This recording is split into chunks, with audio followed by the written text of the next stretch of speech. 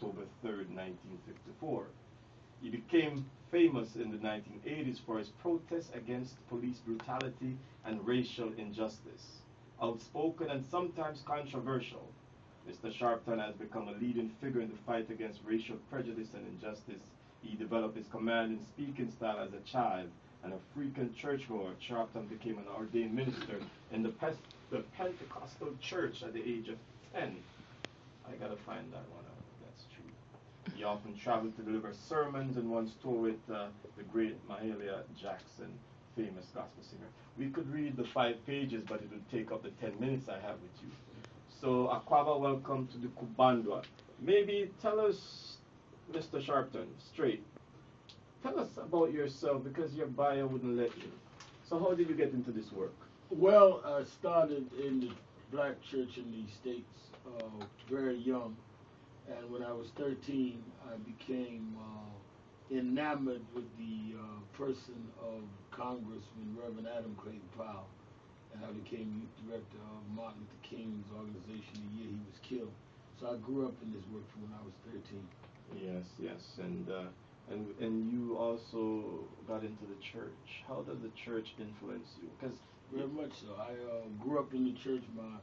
I come out of a single parent home. My mother was very religious, and the church influenced me because the church was the headquarters of the beginning of a lot of the social movements. So by the time I came of age, the civil rights movement was raged out of the church. Then the reparations movement, James Foreman and others challenged the church. So I came up at a time the church was a lot more active than it is now.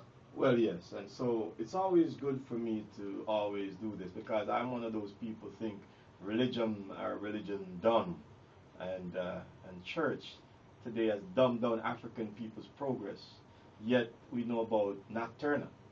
See, that's why we never could say forget the church because some places like Black Wall Street, the church was the golf course, so to speak, to the African community. Well, I think that is why there was a program to dumb down the black church. You usually don't dumb down something unless it was intelligent. So usually what they target is what was effective. You ran for president of those, and I usually say United Snakes and apologize to the snake right after. Yeah, and because the snake is a powerful, beautiful creature. Now, the things going on down there, we now have a black president, and we see bombing in Libya. We see Guantanamo Bay still being used to terrorize people. Some people won't even be charged. What's your thought around the president and this behavior? Is this something we expected, or? Well, I think the president, in terms of Guantanamo Bay, he had promised to close, and I think that accountability on that is a legitimate concern. I've been mostly supportive of the president, but I think that he must be held accountable like anyone else. I do not think that he promised to do a lot in the areas that we are pushing for. But I think he is a victim of those that don't want him in. This whole Bertha issue that Donald Trump and others are using. This whole now they want his school records. I mean, I think that he has still been victimized no matter what moves he makes.